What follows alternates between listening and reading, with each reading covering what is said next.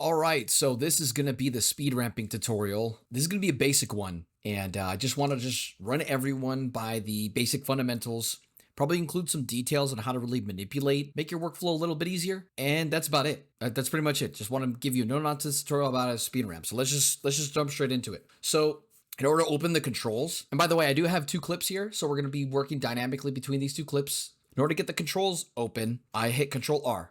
That brings up the speed change controls. Okay. In order to open up the secondary controls, I want to right click this and go to retime curve. Now I have this binded to Control F. I have hit Control R and then Control F for me. If you want to change retime controls right here to in retime curve to Control R and Control F, you just go up to the top left of Davinci Resolve, go to keyboard customization, search for retime controls, and then you change those key binds. And I put mine on Control F because it's just right next to R. It makes it really simple for me to just boom, boom, boom, boom, boom, boom, boom, boom. So now that we're in here, now you can start manipulating the speed. So let's just say we wanted to speed her up and then have her taper off and go back to regular speed. In order to add a speed point, I have two different ways of doing that. I can click this middle arrow right here, hit add speed point, or I can click this little diamond icon right here. The diamond icon right here also has the left and right arrows that lets you scroll between speed points. So if I add another speed point and do this and that, I can go between the speed points. Makes it quick when you're editing multiple speed points that are really close together. However, I'm gonna hit Control Z and delete that. So now that we added one speed point, let's go and add another speed point over here by doing this.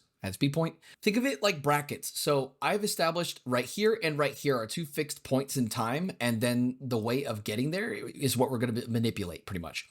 So I'm gonna click this middle arrow, and we have preset speeds. I usually choose 400 or 800. If you would like to manipulate the speed in like specifically like minute adjustments, you just take this very top bracket right here and you slide it, and you can see that the percentage is increasing. Same thing going for the other way. The minute that the arrows turn yellow though, that means you're below 100%. That means we were now slowing down. You've also probably noticed the red line beneath this. This is a physical representation of how time is being manipulated. So if I were to drag this, let's just make this 400% just for the sake of making this really simple.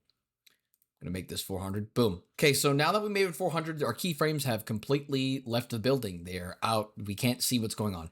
In order to change that, we could change our floor right here on this bottom percentage. This is just our visualizer. Bring that down, drag this left and right, and this is our ceiling. So now that we have our ceiling at 440%, we can see the curve. It's not really a curve. It looks more like lines, but we're gonna fix that in a second. If I play this back, she's gonna speed up and she's gonna slow down, and it's gonna be very choppy. Sometimes you may wanna do that, but in order to make that smoother, we're gonna click the speed point right here, and we're gonna hit the Bezier button, or the curve button. I like calling it the curve button. So we're gonna hit the curve button. Once we do hit the curve button on both of these points, I can then take these handles and I can make them smoother by dragging out. Once I get a graph that looks like a smooth hump like this, we can play it back, and she has a very smooth up and then down. Really simple. Now, in order to make the speed ramps that you see on Instagram, we are going to do this dynamically between two clips. The same process works for slowing down as well.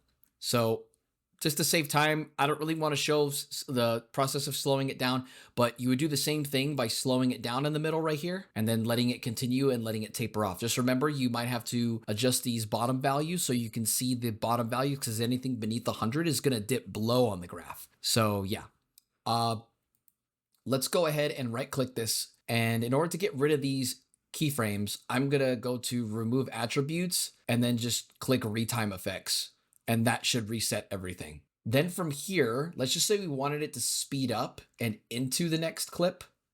Now I'm not going to make this a very like smooth transition, but let's just say we take a point in time right here. We have her speed up to about like right here. Add a speed point right there. Change this to maybe, I don't know, let's start at 400. Okay, let's go a little bit faster than that, like 600. Get as close to it as possible. Let's try and change it on the graph.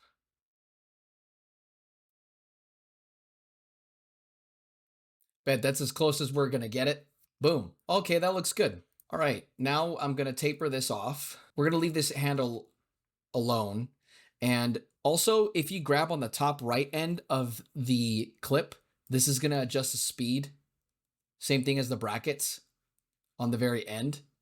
But we're not going to do that. We're going to grab it from here with this bracket. We're going to bring it in.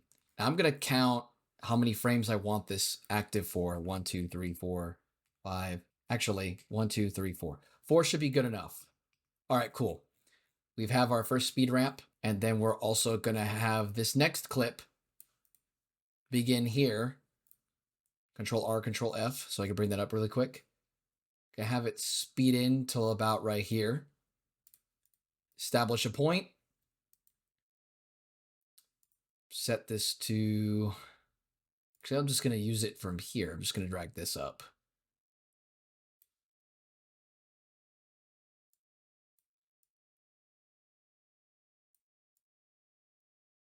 This is about 600.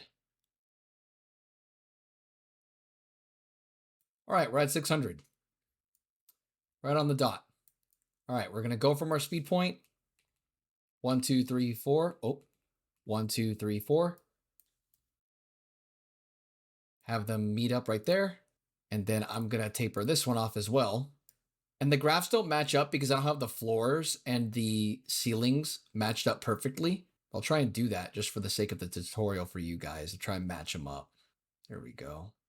And from here, we should have, there we go, our very clean speed ramp. It's meticulous and I didn't spend a lot of time speaking, but it's just one of those things you have to play with. You get faster as you go, and eyeballing it and kind of visualizing it is really important because you never really know what it's going to look like until you're done with it. So now we have our speed ramp. There's one final thing that I wanted to do, and I'll make it from scratch while we're here.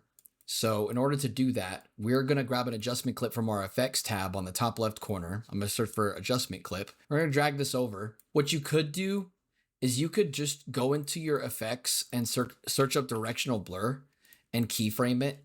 And the problem with that is that you have to do it every single time you open up a new project, and that's just really annoying. So what I opt to do is go into the Fusion page. I open the Fusion page, right click, well, let's go back, right click this, go into the Fusion page, and then from here, it should look like this. You're gonna click the spline graph option on the top right. You're gonna select media in one, shift spacebar, look up directional blur, add the directional blur. Now, if we added a keyframe on both keyframe 0 and 9 on this, that would be cool, but we'd have to go and manipulate it every single time if you wanted to make adjustments. So we're going to automate these. I'm going to go to the length. Oh, and before I do that, I'm going to select the viewer and select this so I get one big viewer. If you select this dual viewer, quick note, if you select the left dot, that pulls up the media out on the left one and the right one, right? See how dot number 2 controls window 2 and dot number 1 controls window 1. We don't necessarily want to do that because when you work in Fusion, sometimes you want to look at the before and after of an effect, but we don't really need to do that for this presentation right here. So for the sake of the tutorial, we're just going to ignore that, bring up the single viewer. I select the directional blur, I right click length, I go to modify width, anim curves. I've been over people with this in my other Fusion tutorials, but for anybody new that's showing up, basically this is automated keyframes. If you go to your spline graph and you hit directional blur and just go to look at the length of the anim curves and then select this box that's zoomed to fit, you're going to see that it goes from left to right. And no matter how long you make this adjustment clip or how short, it's always going to confine the beginning and end keyframes to the beginning and the end. You'll never have to adjust them. So it comes in, and we don't want that to happen. We want this to be a transition. So we're going to check the mirror box, which is going to make the effect go in and out. However, the effect becomes extremely harsh near the middle, and I don't want that. So what I'm going to do is I'm going to have this blurry enough to where our eyes notice it, but not make it too overbearing. Playing that from front to back, that looks good. We can also do the same thing with the glow. We can modify this with anim curves as well. Go to the modifiers tab, make sure the glow tab is selected on the top right, and then hit the mirror box. And that's just going to make the screen go nuclear. And we don't want that though. So also, one final thing, guys. Let me turn off the glow, go to the length. The offset is where are we starting? The scale is where we're going. So the scale, when you change the scale value, is telling the software this is where we want our middle keyframe to be at when we have the mirror box selected, and then it's going to taper off. So it's going to go in, scale up to that value, and then taper off. So if I go back to the glow, check this on, we're starting at 0 because the offset's at 0 and going back to 0 at the very end. However, the scale is way too harsh. So we could take the dial right here and slide it to the left and right, but that makes very drastic adjustments, and I don't want to do that. I'm going to select the number and click and drag, and that's going to make a very refined adjustment. So let's just say we wanted it to be bright enough to where you can notice it, but not too much. So then boom, then we have our speed ramp, just like that, with a little glow pump added to it for some sauce. And that's pretty much how I do my speed ramps. You know what? I changed my mind. I'll go ahead and show you guys how to do a slow-mo too. So let's just say we want to take this little girl and we're going to slow her down just about right here. At a speed point, how long do we want it to be slow for? I don't know, like a second maybe. So starting from this frame all the way to this frame right here. Let's add another keyframe. Change speed. Let's make this 50%, okay? Now, the problem with slowing down footage that's already low in frame rate is that you can see that it's a bit choppy. And to fix that, we're going to go to the retime and scaling controls in the inspector tab on the right-hand side. I'm going to go to retime process, optical flow, motion estimation. I always used enhanced better. Now, to be fair, this only really works on footage that isn't shaky and doesn't have a lot going on it, because the software can only course correct for so much. So if I play it back, it should be better now. Good. Now, if you notice, sometimes you get ghosting, especially on this little reed right here that's waving around, but that's just something we're gonna have to deal with. The way you would correct this is you would film at a higher frame rate on purpose so that you can slow it down in post. I'm gonna say it again. Film at a higher frame rate so you can slow it down in post. You could slow down 24 frame per second footage. However, if you're uncertain if you're going to or not, I would just film at a higher shutter speed, because that would make your image sharper and the program wouldn't have to try as hard to correct the blurriness and the footage from breaking. So I'm going to change the value right here so I can see my curve better. All right, and we're going to select this, taper this off, select this, taper this off. And then we have our smooth, slow motion that comes in and then goes out. Now, to add some sauce to these slow motion effects, especially if you have high action footage, I would add a bass drop and then take the actual audio of the footage or the song you're playing and apply some sort of low pass to it to get a sound effect going with the actual action. And I'd probably add a swoosh sound effect to something like this. And we're good to go. Simple fundamentals for slowing things down and speeding them up.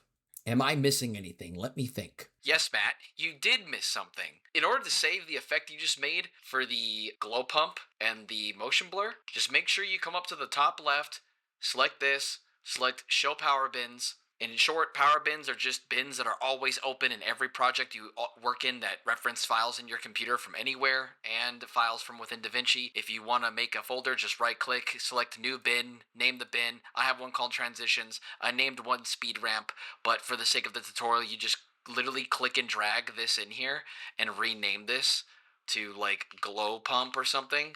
Boom, there you go. If I drag this back in here, now I can just drag that effect in whenever I want to any part of the project. And it saves all of the changes that you made within Fusion, and you can go manipulate it whenever you want. Really simple. Best way to make transitions. Back to the video.